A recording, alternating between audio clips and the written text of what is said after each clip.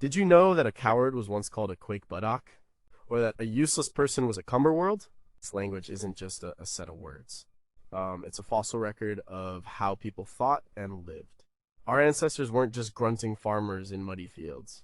They were witty, sarcastic, and incredibly creative with their words.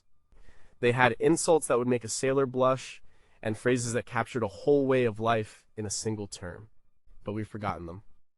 Why did we let these incredible words die? What parts of our own humanity did we lose when we traded a word like snoutfair for good? Looking. The words we've lost are a map to a world we can barely imagine. A world where your reputation could be ruined by being called a shot-clog, and your livelihood depended on a gong farmer. Let's dig up some of these linguistic ghosts. Number 25. What was worse than being useless? The word is cumberworld. It means someone who is so utterly useless, they just take up space and encumber the world. It's not just calling someone lazy or ineffective. It's a deeply philosophical insult. It implies that your very existence is a burden on the planet itself. The weight of the word is immense. It first appeared in the English language around the 14th century, a time when life was often brutal and communal survival was paramount. In a feudal society, everyone had a role. You were a farmer, a blacksmith, a soldier, a priest. Your purpose was defined by your contribution to the village or the lord's estate. To be a cumberworld was to fail at this fundamental level of existence. You weren't just letting down your family, you were letting down the entire world. The English poet John Gower used a variation, cumberground, in his work Confessio Amantis around 1390. He writes of people who are nothing more than a weight upon the earth. Think about the social pressure of that era. The Black Death had swept through Europe just a few decades earlier, wiping out a huge portion of the population. Labor was scarce and valuable. In that context, a person who did not contribute was not just an annoyance, they were a threat to the stability and recovery of society. The word's power comes from its cosmic scale. Modern insults like slacker or freeloader focus on economic or social laziness. The cumberworld is existential. It accuses you of being a cosmic error. This is a level of insult we just don't have anymore. The decline of cumberworld likely followed the decline of the feudal system. As individualism began to rise during the Renaissance and the Enlightenment, the idea of a person's worth being tied solely to their communal functions started to fade. People were increasingly seen as having intrinsic value, regardless of their utility to the state or the village. The word became an artifact of a more interdependent and perhaps more ruthless time. It reminds us of an age when your very right to exist was something you had to earn every single day. What other words did medieval people use to describe existential failure, and are they hidden in plain sight in old legal or religious texts? Did a person labeled a cumberworld face actual legal or social sanctions like exile from a village? How many forgotten insults are tied not to personal failings, but to the desperate economic realities of their time? Number 24. Why was an unwanted guest like a bar tab? The phrase is shot-clog. A shot-clog was that annoying person in the tavern who always stuck around, even though no one wanted them there. But it's more specific than that. The shot, in this case, refers to the reckoning or the bill at the end of a round of drinks. A shot-clog was tolerated only because they would help pay the bill. They were a clog, a burden, but a financially useful one. It's a brilliant, cynical term that perfectly captures a very specific social dynamic. The word appears in the late 16th century, just at the tail end of what we might consider the medieval period, but its roots are in the tavern culture that defined social life for centuries. Taverns and alehouses were the center of the community. They were where business was done, news was shared, and friendships were forged. But they operated on a system of shared costs. The shot was the total amount owed, and it was often divided among the drinkers. Ben Jonson, the famous playwright and contemporary of Shakespeare, used the term in his play Every Man Out of His Humor, 1599. He calls a character a mere shot-clog, to produce. This tells you everything. The person is there for a single purpose, to be produced when the bill comes. They are not valued for their company, their wit, or their friendship. They are a walking wallet. The social cruelty is baked right into the word. Imagine being the shot-clog. Your presence is merely tolerated. You are buying your seat at the table, quite literally. This speaks to a rigid social hierarchy, even in a supposedly relaxed setting like a pub. You had your regulars, your friends, and then you had the outsiders, the shot-clogs, who had to pay a tax just to be included. The term's disappearance is likely tied to the changing nature of commerce and social etiquette. As transactions became more individualized, with people paying for their own drinks rather than in communal rounds, the specific role of the shot-clog vanished. The concept of buying a round still exists, but the formal reckoning of the shot is gone. We have modern equivalents like the friend who's only invited out when they have a car, but we lack a single perfect word for it. Shot-clog was a masterpiece of social commentary, a tiny two-syllable drama about inclusion and exploitation. How many other social roles from the tavern have been completely forgotten and have no modern equivalent? Were there specific rules of etiquette governing the treatment of a shot-clog, or was it a free-for-all of social abuse? Did a person's reputation as a shot-clog follow them from one tavern to another, effectively creating a kind of informal credit score? Number 23. How did you call someone an idiot with a straight face? The word is fopdoodle. This is one of the most satisfying insults to say out loud. A fopdoodle is a fool, a simpleton, an insignificant man. It's not just calling someone stupid, it's dismissing them entirely. The word combines two older terms for a fool, fop and doodle. It's like a double-strength insult. It first pops up in the early 17th century, but its components are much older, with roots in medieval German and Dutch. Doodle, for instance, might come from the German Dudeltopf, meaning a simpleton. This was not a word for the dangerously insane or the truly mentally handicapped. It was for the common everyday idiot, the person who always says the wrong thing, who can't follow a simple plan, who is just generally useless in matters of the mind. In a world with little formal education for the masses, intelligence was judged by practical skills and common sense. A fopdoodle lacked these. They were the person you wouldn't trust to mend a fence or deliver a message correctly. The playwright Thomas Dekker used it in 1616, highlighting its use to describe someone of little consequence. The beauty of fopdoodle is its sound. It's comical. It sounds like what it means. This is a common feature in language known as phonesthetics, where the sound of a word evokes its meaning. You can almost hear the bumbling foolishness in fopdoodle. This kind of insult was important. In a society where honor and reputation were everything, public ridicule was a powerful tool for social control. Calling a man a fopdoodle in a crowded market square could do real damage to his standing.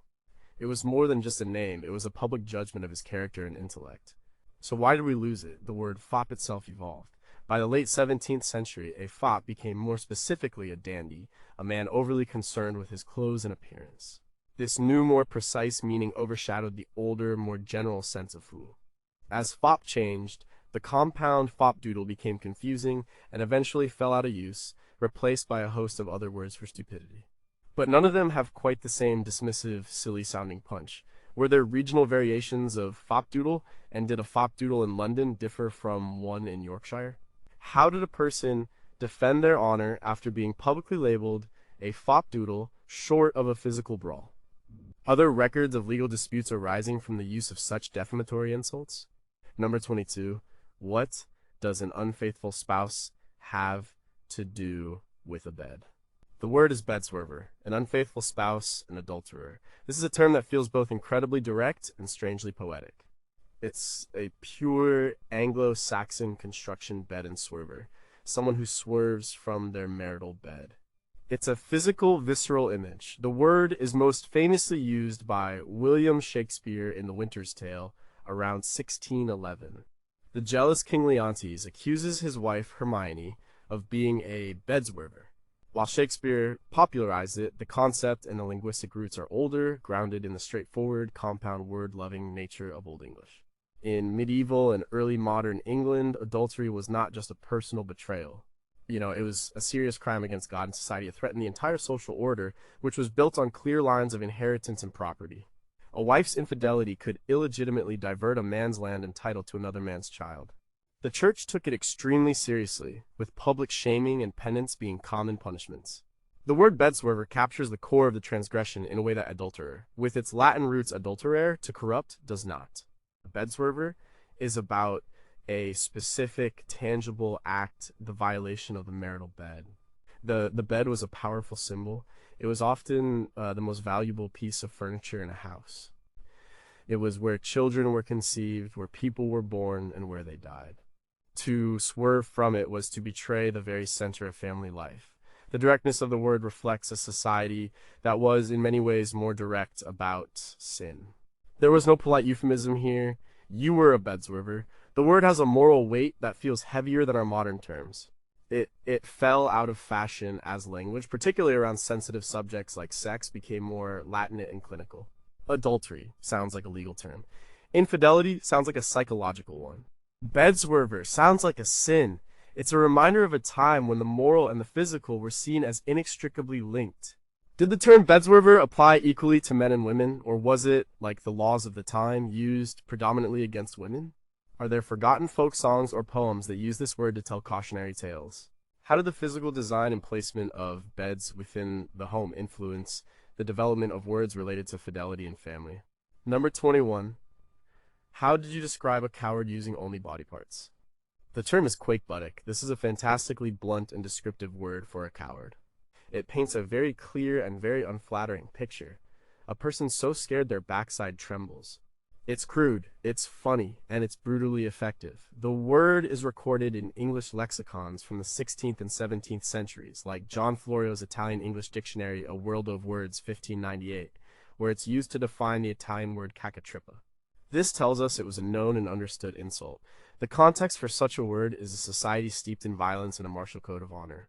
For a man, especially a man of a certain class, courage was the paramount virtue.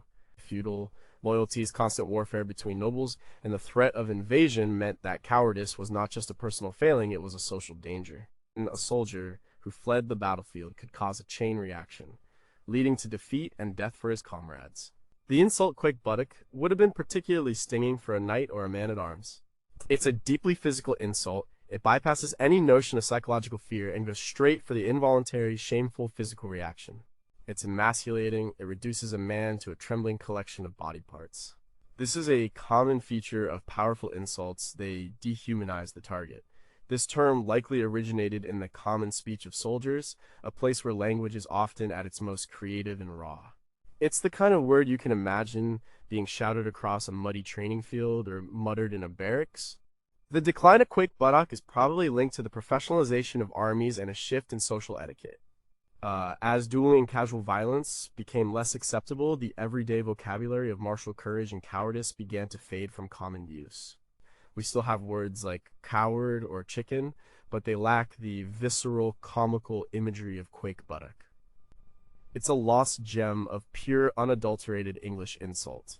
Were there equivalent terms for female cowardice, or was courage considered an exclusively male virtue worth naming in this way? Can we trace the geographic origin of quake-buttock through military records or soldiers' letters from specific campaigns like the 100 Years' War? Did the perceived physical symptoms of fear, like a trembling rear, have any basis in medieval medical theory, such as the Four Humors? Number 20. Why was a terrible doctor like a blacksmith for horses? The word is farrier. Today, a farrier is a specialist who shoes horses. But in the 17th century and earlier, the term was also used as a derogatory slang for a bad or incompetent physician. To call a doctor a farrier was to imply he was no better than a horse doctor, a butcher who treated humans with the same crude methods he used on animals. This insult reveals a deep-seated anxiety about the state of medicine during that period. For centuries, medicine was a chaotic and unregulated field. There was a huge gap between the university-trained physicians who read Galen and Hippocrates, and who mostly served the rich and the vast array of local healers, apothecaries, and barber surgeons who served the general population. The latter often relied on folk remedies, apprenticeships, and a great deal of guesswork. A barber surgeon, for example, would not only cut hair but also perform bloodletting, pull teeth, and conduct minor surgeries. The line between treating humans and animals was often blurry. A local leech or healer might be called upon to treat a sick cow one day and a sick child the next. The skills were seen as transferable, so calling a doctor a farrier was a potent insult because it hit close to home. It suggested the doctor was uneducated, clumsy, and belonged in a stable, not a sick room. The reference work, A New Dictionary of the Terms, Ancient and Modern of the Canting Crew, see 1698, lists farrier as slang for a physician, confirming its use among the common people. The fear of medical incompetence was very real. Procedures were brutal, understanding of infection was non-existent, and many cures were more dangerous than the disease. The insult captured the public's frustration and distrust. The term faded as an insult, as the medical profession became more standardized and regulated, particularly in the 18th and 19th centuries. The establishment of medical schools, licensing boards, and scientific methods created a much clearer distinction between human and veterinary medicine. The farrier went back to the stables, and the doctor, for better or worse, stayed in the clinic. What specific medical malpractices of the time might have led to a doctor being labeled a farrier? Are there court records of patients suing doctors and using this term as part of their complaint? Did actual farriers resent this slang, or did they take a grim pride in being seen as more practical and hands-on than educated physicians? Number 19, how could a word for idiot be so bizarre? The word is Zounderkite. This is a wonderfully strange and obscure insult, primarily from the west country of England, particularly Devon. It means an idiot or a fool. The sheer oddness of the sound makes it memorable. It sounds like it should mean something from a fantasy novel, not a real historical insult. Its etymology is a bit of a mystery, which adds to its charm. Kite was a common term of contempt, referring to the bird of prey which was seen as ignoble. The first part, Zunder, is thought to be a dialectal version of sounder, meaning to stun or stupefy. So, a Zunderkite might be someone who is stunned, like a contemptible bird, or perhaps it's a corruption of something else entirely. It was recorded in the 19th century as a long-standing piece of Devon dialect, but its roots are almost certainly medieval, and regional dialects in England were incredibly strong before the age of mass media. A person from Devon might have been barely intelligible to someone from Yorkshire. These dialects preserved a treasure trove of ancient words, many of them derived from Old English or Norse, which had been lost in the standard English spoken in London. Zounderkite is one such survivor. It represents the linguistic richness that existed outside the capital. Using the word was a way of marking someone as a local, and using it against someone was a very local way of calling them a fool. The context of its use was likely rural and agricultural. It's the kind of insult a farmer might yell at a clumsy farmhand. It's earthy and direct. Its obscurity is what led to its demise. As regional dialects began to fade in the 20th century, squeezed out by standardized education and broadcasting, words like Zounderkite were lost. They were seen as, old-fashioned or incorrect. We were left with a flatter, more homogeneous language. Zounderkite is a ghost of that lost linguistic diversity, a reminder that for centuries, England spoke with many different voices. Are there other kite-based insults from different regions of England that have also been lost? Could Zonder have a completely different origin, perhaps related to a local place name or a forgotten piece of folklore? How many other hyper-specific, powerful insults are currently dying out in the world's last remaining isolated communities? Number 18, why was a pretty face like a pig snout? The term is snout fair. This sounds like an insult, but it was actually a compliment. It meant a person had a handsome or comely face. It appears in Middle English texts from around the 13th century. To our modern ears, comparing someone's face to a snout is bizarre, even offensive. But this tells us something profound about how the medieval mind viewed the world and the words they used to describe it.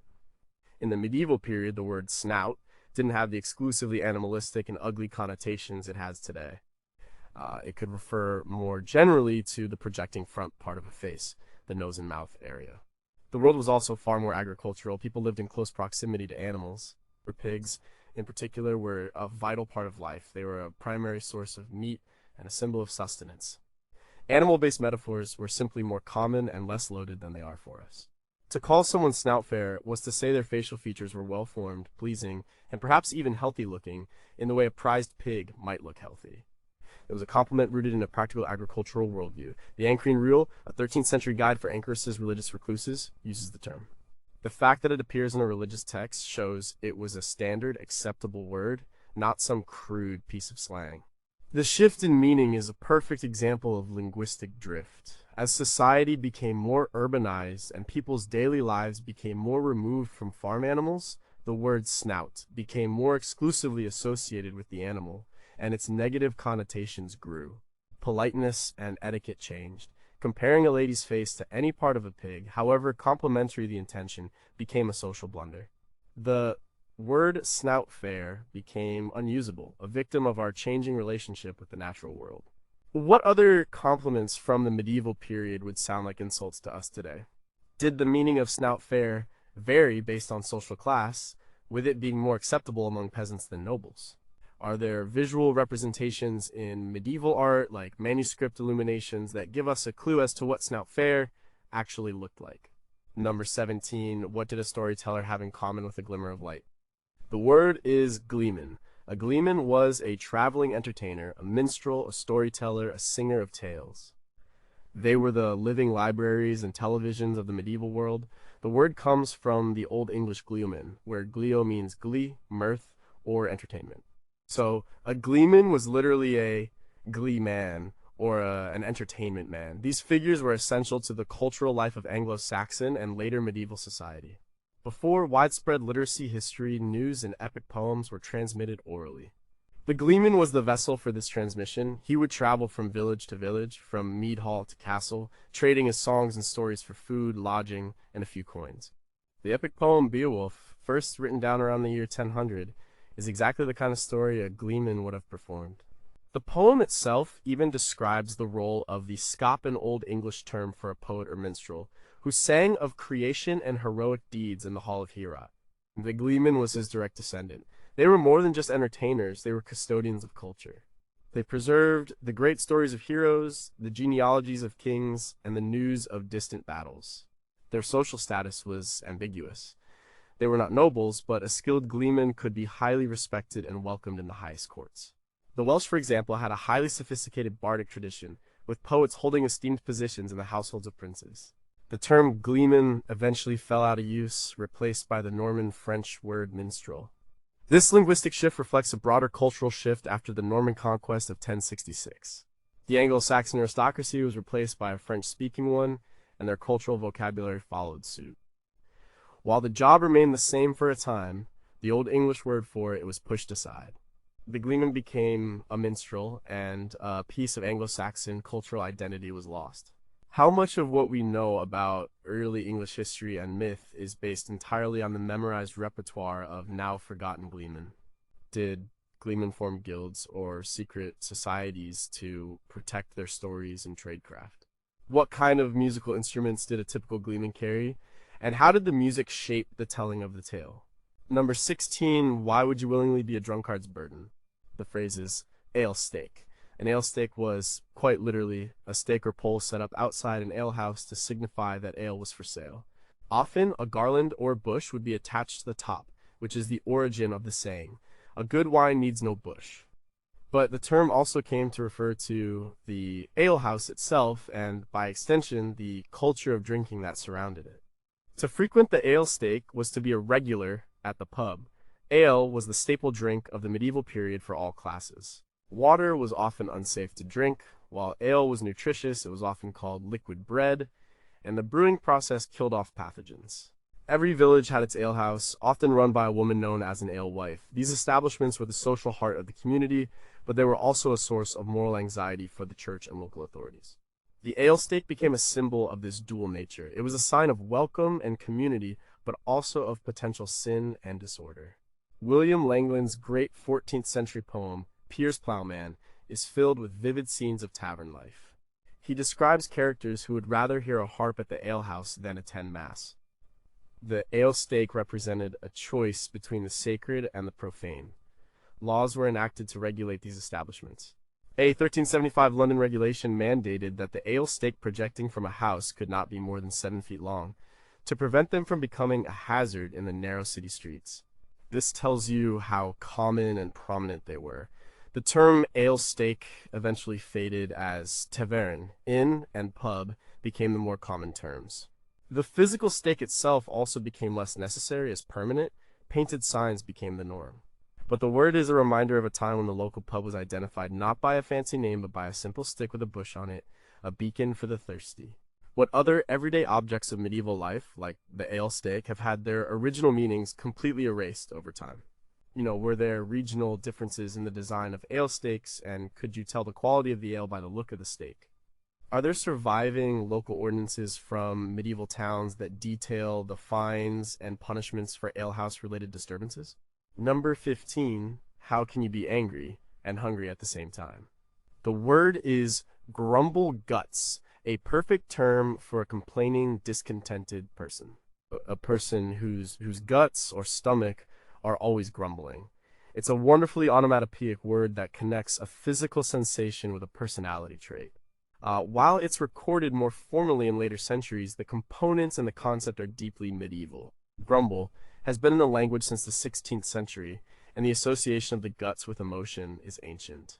The medieval medical theory of the four humors, derived from the ancient Greeks, held that the body's health and temperament were governed by four fluids: blood, phlegm, yellow bile choler, and black bile melancholy. An imbalance of these humors caused both physical and emotional problems. Choler was associated with anger, and irritability, a choleric temperament. The guts were seen as a key part of this system. Grumbling in the guts could be seen as a literal physical manifestation of a discontented and choleric personality. So a grumble guts wasn't just a moaner, their personality flaw was written into their very physiology. It's a more holistic view of a person than we have today. We tend to separate the mind from the body. For the medieval person, a bad attitude and a bad stomach could be two sides of the same coin. The word is also a great example of the English language's love for creating vivid compound words from simple, everyday parts. You know, it's the kind of informal, slightly crude nickname that would have been common in a village or a workshop. It's not a word you'd find in a royal decree, but it's a word that smells of real life. It has survived in some dialects, but has largely fallen out of common use, replaced by more sterile terms like complainer or grouch. But none of these have the satisfying rumbling sound and the pseudo-medical authority of grumble guts. Did medieval physicians have specific remedies or diets they would prescribe for a person diagnosed as a grumble guts? Are there other forgotten insults that are directly linked to the theory of the four humors? How did the transition from humoral theory to modern germ theory change the way we use language to describe personality? Number 14, why was a miser like a skinflint? The phrase is skinflint. This is a word for a miser, someone who is incredibly stingy with their money. It's a term we still occasionally hear today, but its origins are old and its imagery is brutal. A skinflint is a person who is so cheap they would skin a flint to get a tiny sliver of value from it. A flint is a type of hardstone. The idea of trying to peel or skin it is absurd and impossible. It perfectly captures the futile, obsessive nature of the extreme miser. The phrase emerged in the 17th century, but the concept of the miser as a stock character is ancient and was a popular figure of scorn in medieval morality plays and sermons. In a society with no social safety net, where communities relied on mutual charity and support, hoarding wealth was seen as a profound moral failing. It was a sin against one's neighbors. The church preached heavily against avarice, one of the 7 deadly sins. The skinflint was the embodiment of this sin. They were seen as not just uncharitable, but as actively antisocial. Their hoarding of resources harmed the entire community. The power of the image is what makes the word so lasting. It's not just stingy or cheap. It's a vivid mental picture of a person engaged in a pointless, greedy act of desperation. It suggests a kind of madness. This type of metaphor, drawing on a common everyday object, a piece of flintstone, is typical of the language of the time. It made the abstract sin of avarice concrete and understandable to everyone. While the word is less common now, its survival is a testament to the power of a good metaphor. It has outlived many other terms for miserliness, because the image it creates is just too strong to forget. What were the other common metaphors used to describe misers in the medieval period? Are there records of individuals being legally prosecuted or socially ostracized specifically for being a skinflint? How did the rise of capitalism and banking in the late medieval and Renaissance periods change society's view of saving money versus sinful hoarding? Number 13, what did stubbornness have to do with a bad priest? The word is mumpsiness. This is a wonderfully specific term for a person who stubbornly adheres to a mistaken belief or practice, even after being shown that it is wrong. The story behind this word is fantastic. It comes from a tale popularized by the Dutch humanist scholar Erasmus in a letter from 1516 about an illiterate old priest.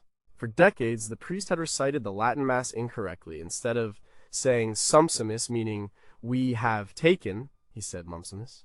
When a more educated colleague tried to correct him, the old priest refused to change. He replied, "I will not change my old mumsimus for your new sumsimus." The story perfectly captured the nature of ignorant stubbornness. It's not just being wrong, it's the proud, defiant attachment to being wrong. The word quickly caught on among the educated classes of Europe.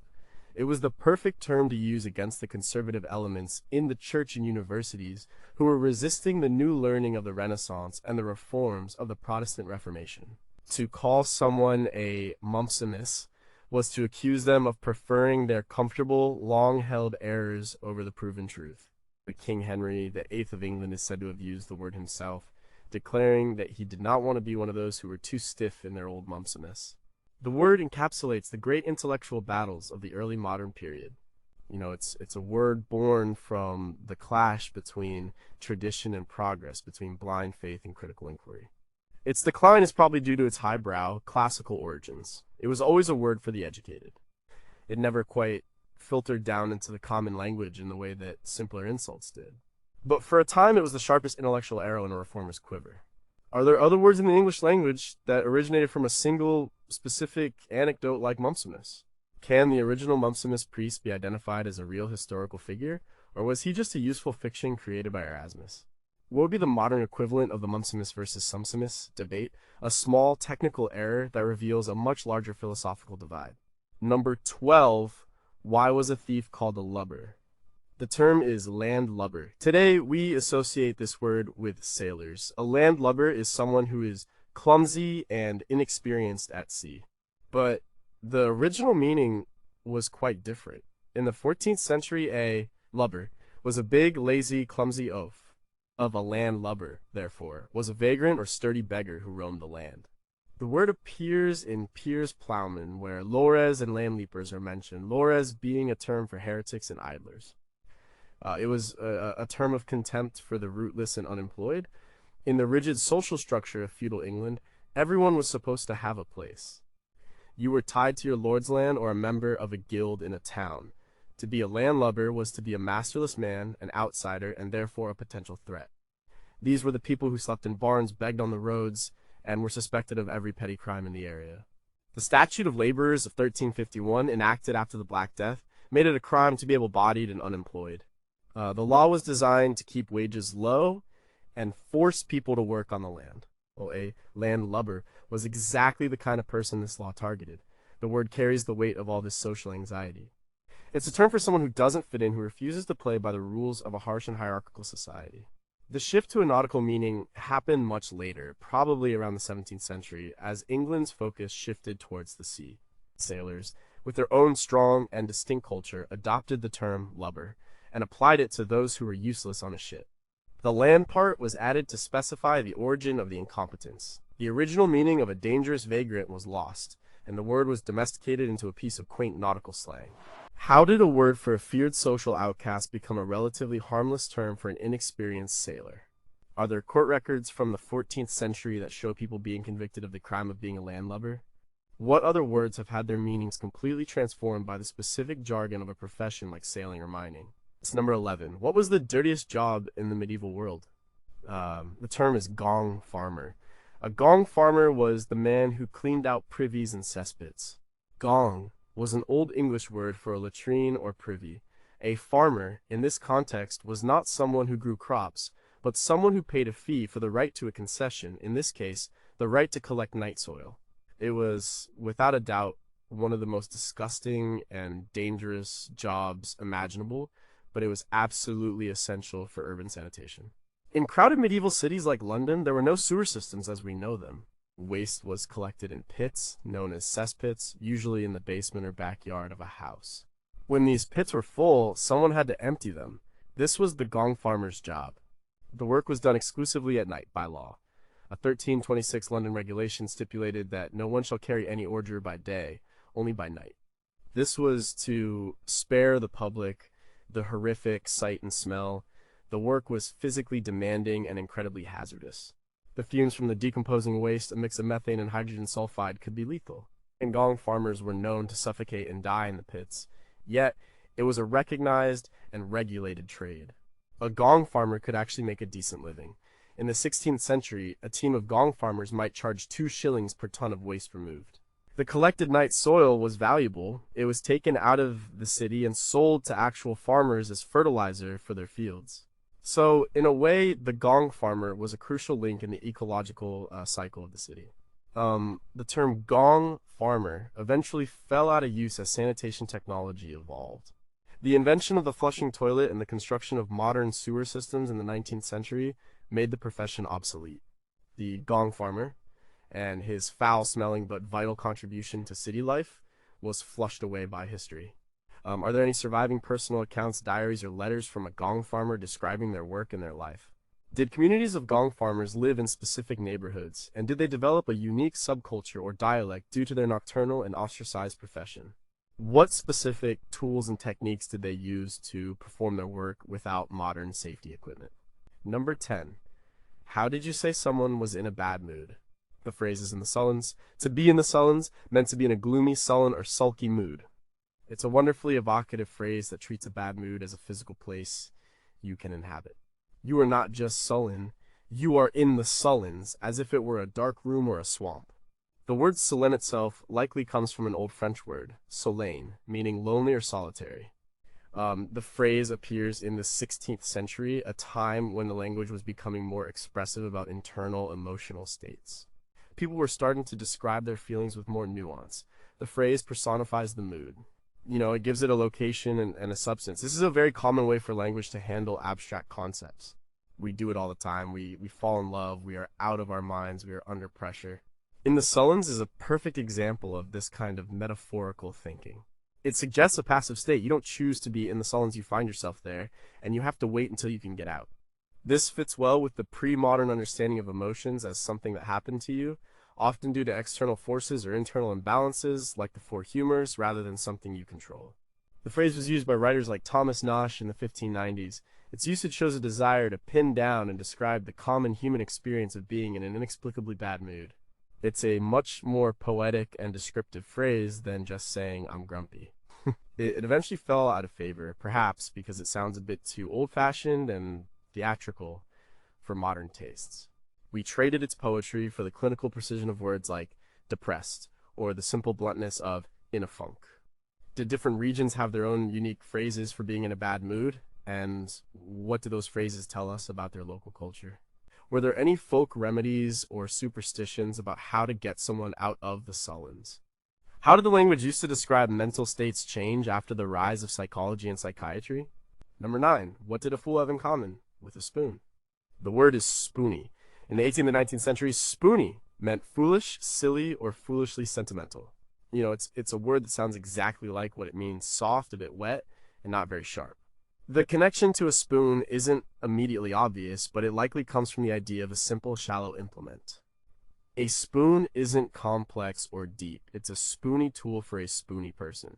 The word first appears in the late 18th century, a period known for its emphasis on reason and wit. To be spoony was to be the opposite of the ideal Enlightenment man. It was often used to describe someone who was foolishly in love, acting in a soppy or sentimental way. The word captures a specific kind of foolishness, not dangerous or stupid, but soft and silly. You can imagine Jane Austen's characters using it to describe a particularly drippy suitor. The word's origin might also be connected to an older term, spawn, an Old English word for a sliver of wood. A spoony person might be as brainless as a block of wood. The word is a great example of how language can create meaning through sound and association. Spony just sounds foolish. The long oo sound is often found in words associated with foolishness or simplicity, like doodle, goof, or nincompoop. And its usage declined in the 20th century as our vocabulary for both love and foolishness changed. It came to be seen as quaint and old-fashioned, but it remains a perfect word for a very specific type of gentle, sentimental foolishness. What other common household objects have been used as the basis for insults or personality descriptors?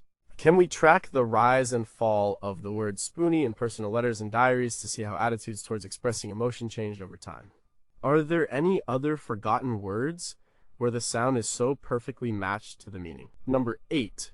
Why was a drunkard called a tosspot? The word is tosspot. A tosspot is a habitual drunkard, an alcoholic. The word is a beautifully simple and descriptive compound. It refers to someone who tosses back a pot of ale or wine. You can almost see the motion in the word. It first appears in the 16th century, a time of great social change in England. Urban centers were growing, and so were the number of taverns and alehouses. While drinking was a normal part of life, excessive drinking was a constant source of concern for moralists and lawmakers. The tosspot was a stock character of the age. He appeared in plays, poems, and sermons as a cautionary figure. He was the man who wasted his money, neglected his family, and ended up in the gutter, all because he couldn't stop tossing back the pot. The word is brutally direct. It doesn't medicalize the condition, it describes the action, the sin. In the eyes of the church and the community, being a tosspot was a moral failing, not a disease. It was a sign of a weak will and a susceptibility to temptation. The word was common in the works of writers like Shakespeare and his contemporaries. It was a standard, everyday insult for a drunk. Its survival into the modern era, though it's now considered archaic, is a testament to its descriptive power. It's more vivid than drunkard and more damning than drinker. It's a small, two-syllable morality play. Were there different terms for male and female drunkards? And what do they reveal about gender roles and expectations? How did the introduction of harder spirits like gin into England in the 18th century change the language used to describe drunkenness? Are there any records of tospots being subjected to public shaming rituals, like being forced to wear a drunkard's cloak? Number 7, how could you be annoying in a crowd? The term is rudesby. A rudesby is a rude, obnoxious, or unruly person. It's a word that feels both formal and insulting at the same time. The IBM suffix gives it an almost official-sounding title, as if being a rude person was a recognized station in life. And Shakespeare uses this word to great effect in The Taming of the Shrew, c. 1592. Katharina is warned not to marry Petruchio, who is called a mad-brain rudesby, full of spleen. It perfectly captures his character. He's not just rude, he's a professional at it. The word's construction is interesting. Rude is the core, but the spy suffix is a bit mysterious. It may be a playful alteration of a word like rascal, or simply an ending added to make the word sound more substantial. In the increasingly crowded and socially stratified world of Elizabethan England, knowing how to behave was crucial. There were complex rules of etiquette for every social situation. A rudesby was someone who willfully ignored or trampled on these rules. They were a disruptive force in a society that prized order. Calling someone a rudesby was more than just saying they lacked manners. It was an accusation of social vandalism. It implied they were a bore, a lout, and someone who deliberately made others uncomfortable. The word has largely disappeared, which is a shame. We have words like jerk or other, more profane terms, but none have the slightly theatrical, character-driven quality of rudesby. It's a word that doesn't just describe an action, it describes a whole personality type. What specific social blunders would get a person labeled a rudesby in Shakespeare's time? Did the meaning of rudesby change depending on the social class of the speaker and the target? Are there any surviving etiquette manuals from the period that essentially serve as a guide on how not to be a rudesby? Number 6, what did a scoundrel have to do with a louse? The word is loitersack. This is a fantastic and now very obscure insult for a sluggard, a lazy good-for-nothing who seems to be carrying a sack of idleness on his back. It appears in the 16th century. It's a classic English compound word, combining a clear action loiter with a concrete object, sack. The imagery it creates is that of a person literally weighed down by their own laziness. They are not just loitering, they are a vessel for loitering. The word comes from a time when idleness was viewed with extreme suspicion. As mentioned with landlubber, the authorities were deeply concerned with vagrancy and unemployment. The sturdy beggar was a figure of fear and contempt. A loitersack was this kind of person. He was seen as a parasite on the hard-working community. The word is wonderfully contemptuous. It doesn't just criticize the person's behavior, it mocks them. The sack suffix makes the person seem like a clumsy, inanimate object. It's a deeply dehumanizing insult, which is often what makes an insult effective. The word's disappearance is likely due to the rise of other, more popular terms for laziness. Slacker, sluggard, and layabout all cover similar ground. The loitersack has a physical, burdensome quality that the others lack. It's a word that you can almost feel, a heavy sack of doing nothing. What other sack-based insults existed in the English language? Did the term loitersack have any legal implications, and could a person be arrested simply for being one? How did the Protestant work ethic, which began to emerge in this period, influence the creation and use of insults related to idleness? Number 5, how did a word for a scoundrel travel from Italy to England?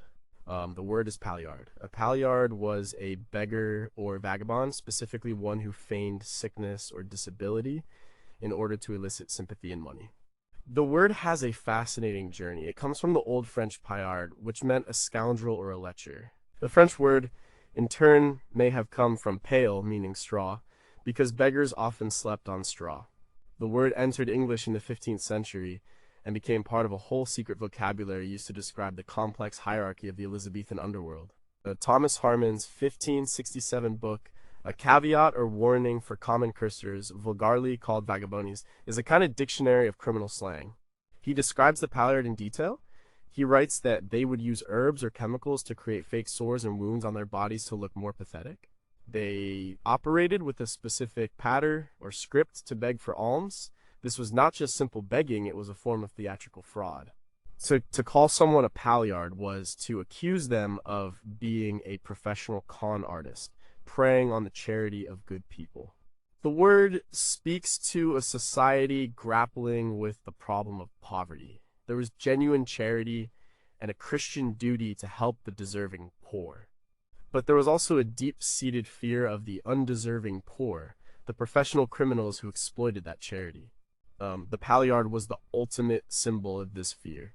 The word eventually became obsolete as the specific type of theatrical begging it described became less common and as the language of the underworld changed. But it remains a fascinating window into the anxieties and the hidden social structures of medieval and early modern England.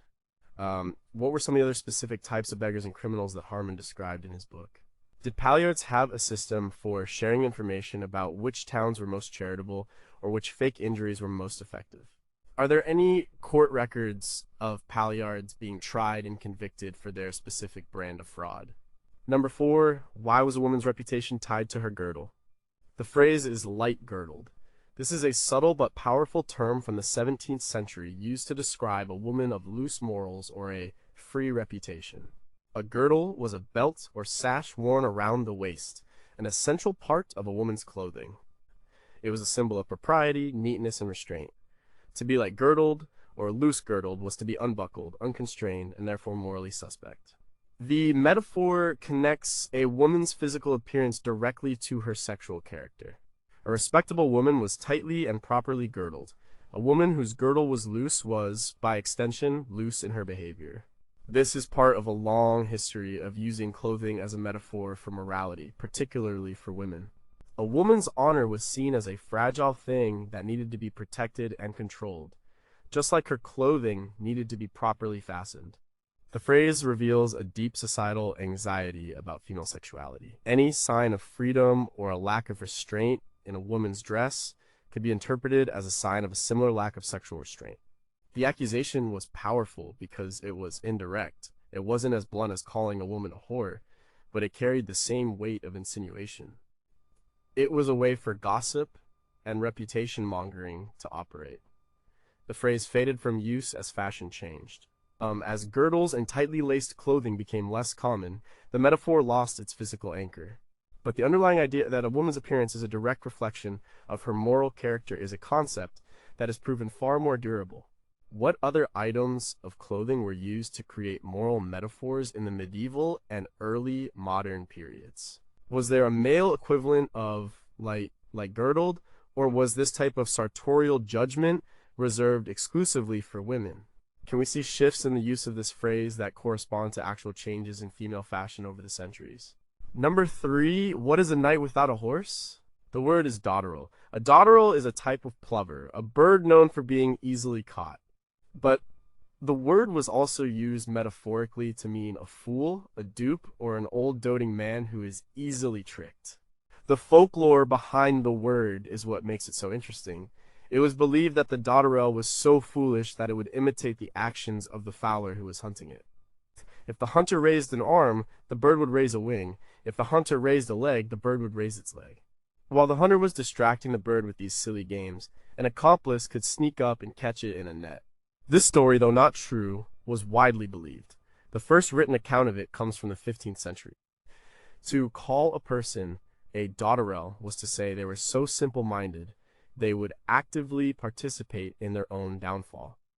They were not just a victim, they were a foolish accomplice to their own fleecing. It was a particularly cutting insult for an old man, implying he had lost his wits and was now easily manipulated, especially by a younger woman, the classic old fool stereotype. The word appears in the plays of Ben Jonson and other writers of the period. It was a well-understood metaphor for a specific kind of gullibility. The word's decline is tied to the decline of the folklore that supported it. As natural history became more scientific, the charming but false story of the dotterel's foolishness was debunked. Without the story, the metaphor lost its power and its meaning. It became just another bird's name. Are there other words in the language that are based on misunderstood or entirely fabricated animal behaviors? Did the folklore about the dotterel vary by region, and did this affect the way the insult was used? What does the popularity of this specific story tell us about the anxieties surrounding old age and senility in the period? Number 2, how did a word for a drunk get so complicated? The word is quidnunc. This is a wonderful Latin-derived word for a busybody, a gossip, someone who is constantly asking, "What now?" The word is a direct borrowing from the Latin quidnunc. It's the perfect, concise description of a person who is pathologically curious about the affairs of others. The term became popular in England in the early 18th century, the great age of the coffee house. Coffee houses were the new centers of information and news. For the price of a cup of coffee, you could sit for hours, read the latest pamphlets and newspapers, and engage in political and social debate. These places were crawling with quidnuncs. They were the men who went from table to table, gathering and spreading the latest rumors about politics, business, and scandal. The essayists, Joseph Addison and Richard Steele, who wrote for the influential journals The Tatler and The Spectator, frequently wrote about and satirized the quidnunc. They portrayed him as a comical but also slightly pathetic figure, a man whose entire sense of self-worth was based on being in the know. In a 1712 essay, Steele describes a political upholsterer who is so obsessed with the news of European wars that he completely neglects his own family and business. This was the archetypal quidnunc. The word is a product of a specific moment in history, the birth of modern news culture. Before this, news traveled slowly and erratically. With the rise of printing and public forums like coffee houses, information and misinformation began to circulate at an unprecedented speed. The quidnunc was a new type of social character created by this new media environment. The word has mostly fallen out of use, perhaps because its Latin origin makes it sound a bit too formal and bookish. But the character it describes is more relevant than ever in our age of social media and the 24-hour news cycle. We are all quidnuncs now. Are there accounts from the 18th century of coffee house owners banning particularly disruptive quidnuncs from their establishments? Did the term have a different connotation when applied to women who were largely excluded from the male world of the coffee house? How did the quidnunc of the coffee house evolve into the modern news junkie or online troll? Number 1, what does a piece of wood have to do with being a blockhead? The word is hottie-peak. A hottie-peak is a simpleton, a blockhead, a fool. This is a wonderfully rustic and evocative insult from the 16th century. Its etymology is debated, which adds to its charm. It might be a combination of hottie, a dialectal word for a snail, and peak, referring to a head.